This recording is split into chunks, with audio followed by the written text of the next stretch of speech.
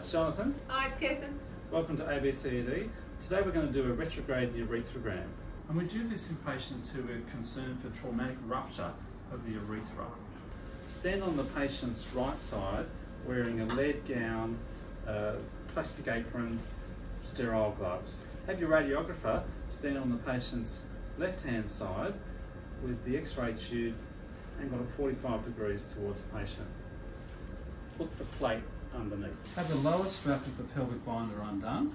Use a sterile field as you would for any urinary catheterisation.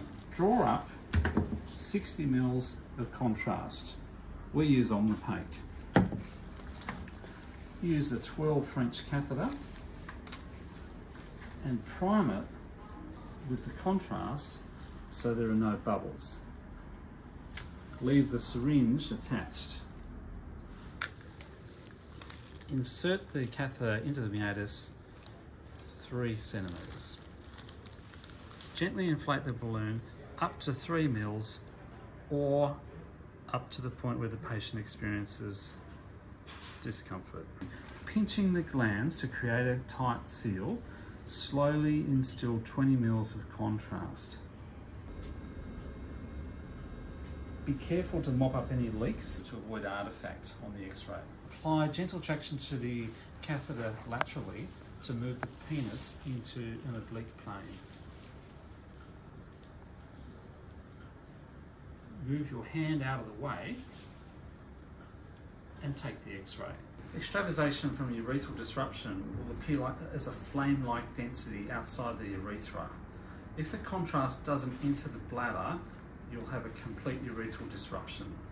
You may need to repeat this up to 3 times to get the optimal image. Retrograde uretrogram. The operator stands on the patient's right, the X-ray and radiographer on the patient's left, angled at 45 degrees, under the lower strap of the pelvic binder, and prepare a sterile field. Draw up 60 ml of contrast and prime a 12 French catheter, ensuring there are no bubbles. Insert the catheter to 3 centimetres into the meatus. Inflate the balloon to 3 mils or until there is discomfort. Pinch the glands to create a tight seal. Slowly instill 20 mils of contrast. Clean up any leaks to avoid artifact.